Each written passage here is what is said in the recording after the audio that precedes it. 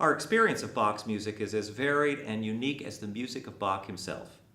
I'm Steve Starrick, and welcome to a series of conversations with the musicians, the participants in the workshops, and the members of the audience of the Bach Society of Minnesota.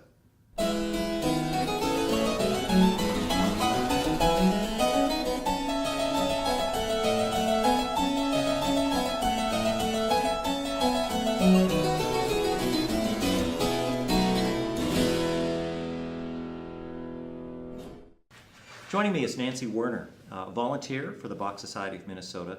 She's participated in many of the cantata workshops as a flutist and recently retired as a neonatal nurse after 44 years. Yes. Nancy, it's good to have you here. Thank you so much. Thank you. You've been playing flute in the cantata workshops, and I understand that it's a very nourishing experience for you to participate in those workshops. Tell us a little bit about that.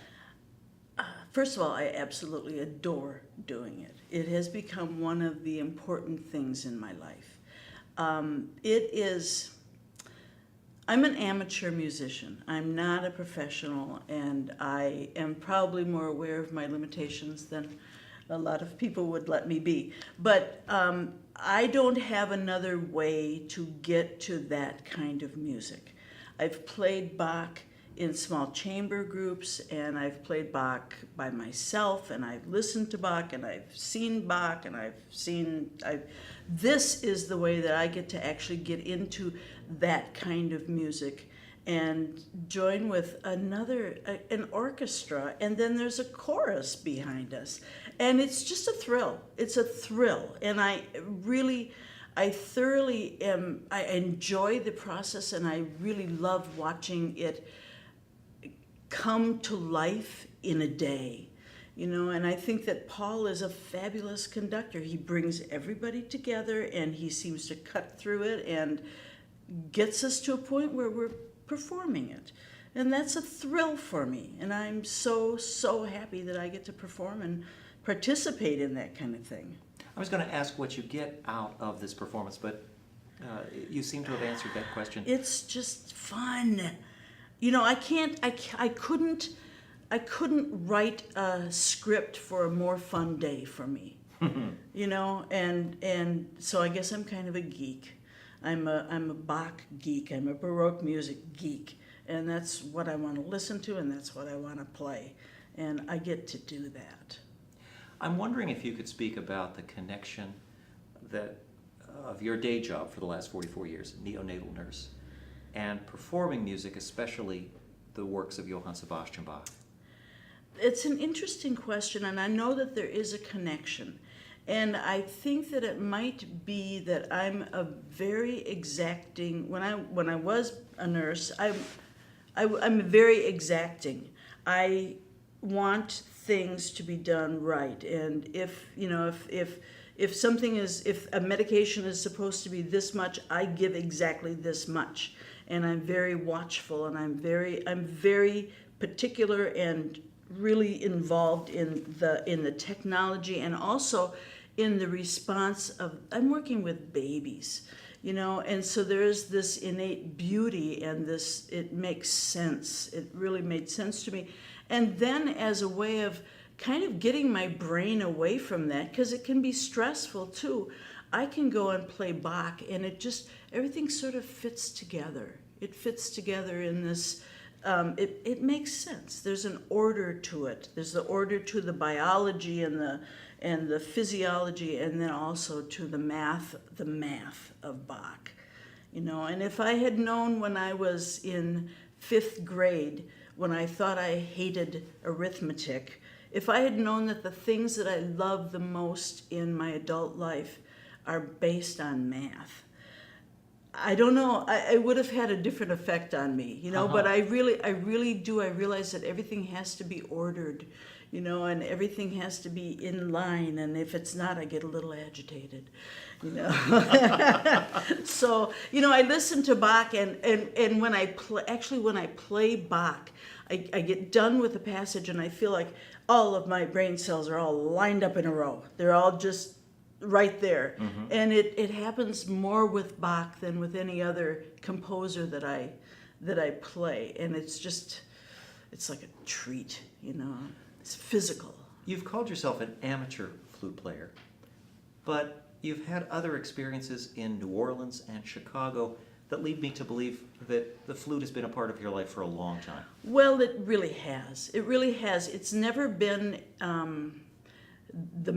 main thing. I always had a day job, but I use amateur in love of the playing, and yes, I've had other experiences. I lived in New Orleans for 10 years, and the first couple of days that we had arrived in the city, we noticed that there were a lot of people on the street playing music, but they were jug bands, and they were, a different kind of music. And we decided that they needed to hear a little bit of classical music.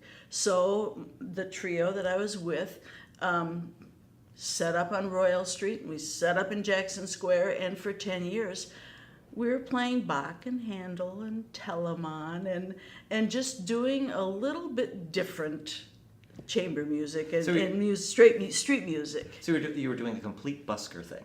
Oh, absolutely. There was a case on the cello case with a $10 bill taped inside of it.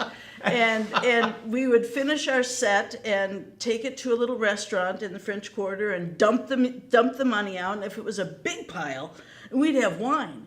But if it was a little pile, we'd just have water and a salad today. But there were times when that supported us. It wasn't an expensive life, but I also was doing nursing. But it was really fun, and I loved watching people walk along and then realize, well, this is not Turkey in the Straw. Mm-hmm. Listen to that. They're playing Handel. They're playing the Telemann stuff. You were able to grab people's attention. Oh yes. And we had groupies that would find us wherever we were. And I remember one evening we decided not to go out. It was, we could make our own rules. So we didn't go out that night. And then the next night that we went out, there was a man who was very angry with us because he had brought his friends to see us and we didn't show up. I said, we're street musicians, really. You have to hire us if you want us at a time and a place. But it's nice to know that you were wanted. Yeah. I mean, somebody on the street wanted to hear the music that you wanted to play. And it was music by Bach and Telemann and other 18th century greats. Yes. There's one other experience that you've had in Chicago.